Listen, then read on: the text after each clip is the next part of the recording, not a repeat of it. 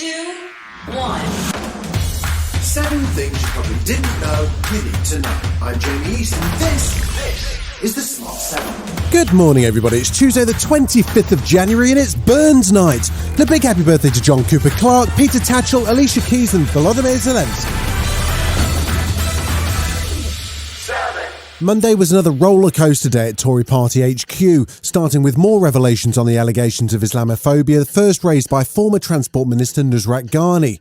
She had backing from Baroness Saeed Awazi, who told Times Radio that the allegations have been no secret in Westminster. This issue of what Nusrat Ghani has gone through has been a bit of an open secret in Westminster for the last year and a half. Many colleagues have watched while she struggled to try and deal with this and to be heard behind closed doors. Then, in a shocking twist, a Tory minister actually resigned over something the government did. No, not that government minister, rather Treasury Minister Lord Agnew, who felt he had to step down over the handling of fraud in COVID business loans. Given that I'm the Minister for Counter Fraud, it feels somewhat dishonest to stay on in that role if I'm incapable of doing it properly, let alone defending our track record. And like every good roller coaster, there was a final twist as it emerged that there was, yes, another party, this time a birthday party for Boris, presumably attended by Boris during the 2020 lockdown.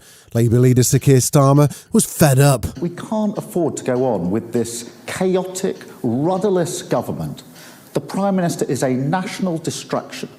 He's got to go. Maybe let's just check in on the birthday boy. Any sign of that Sue Gray report, Boris? No, I perfectly understand people want to ask questions about that. I think you've got to wait for that to come out.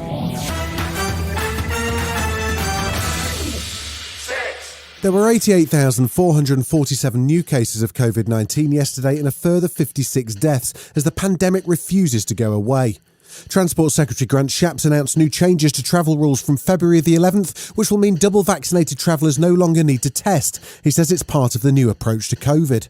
We're moving into a new phase of the fight against COVID. Instead of protecting the UK from a pandemic, our future depends on us living with endemic COVID, just as we live with flu. Dr. David Nabarro of the World Health Organization takes a quite different view, however, and he says that COVID-19 is still a complicated and risky virus, especially for the unvaccinated. I keep wondering what the people who make these amazing predictions know that I and my colleagues in the World Health Organization don't know.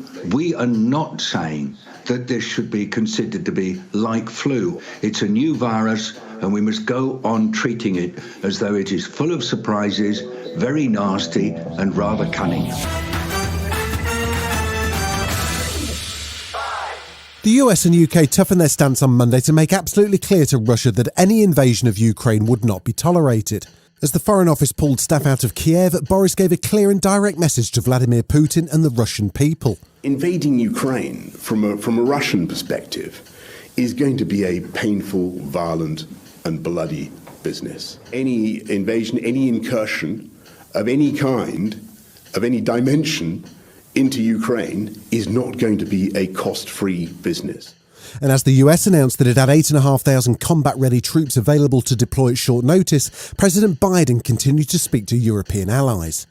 The message from State Department spokesman Ned Price was also clear and unequivocal.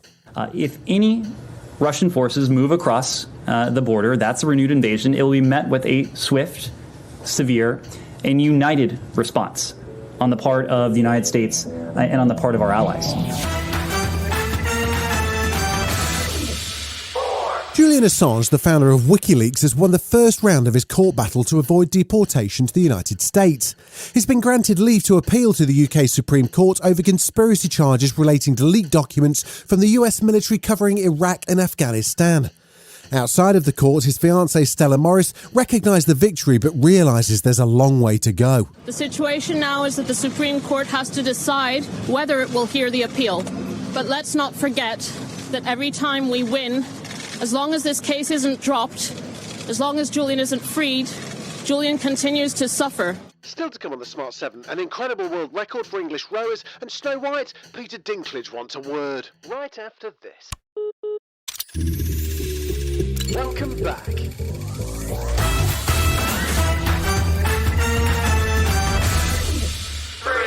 2, There's no Premier League for the next 2 weeks as the footballers enjoy a winter break, but Watford didn't hang about, sacking manager Claudio Ranieri after a mere 3 months in charge. Meanwhile, 3 incredible British women set a new world record, rowing across the Atlantic in only 42 days, knocking 7 days off the previous record. That's half a Ranieri.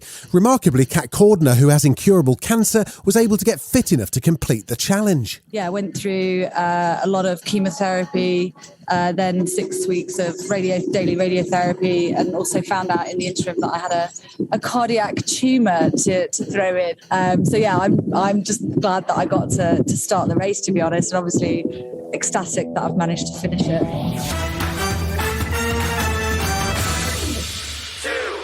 Gwyneth Paltrow's Goop's world famous. The lifestyle and wellness brand has a history of shocking innovations which get the world talking. I'm looking at you, this candle smells like my vagina. Now she's pivoted to a new version of her famous candle, this time focused on partnering with the ACLU to fundraise and fight for abortion rights in the US. It's called Hands Off My Vagina. We are very pro-woman at Goop, obviously, and we really do believe that women should have agency to make whatever choice they want to make in their lives in any area. And so we were happy to be able to partner with the ACLU and do this. It's really exciting. Peter Dinklage has been enjoying his time off since Game of Thrones, but he's also had some time to take a look at the cultural landscape. He spoke to Mark Maron on his WTF podcast, and well, he had a few things he wanted clarification on. Firstly, why are Disney remaking the Snow White movie? They're very proud to cast a Latino actress as Snow White. Yeah. But you're still telling the story of Snow White. Yeah. Seven Dwarfs. Sure.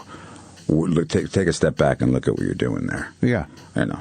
That makes no sense to me. You're progressive in one way, but you're still making that backward story of 7 dwarves living in a cave. What the are you doing, man? This has been The Smart 7. Wherever you're listening, do us a favour and hit the follow button. We'll be back tomorrow at 7 a.m. Have a great day. Written, produced and published by Daft Doris.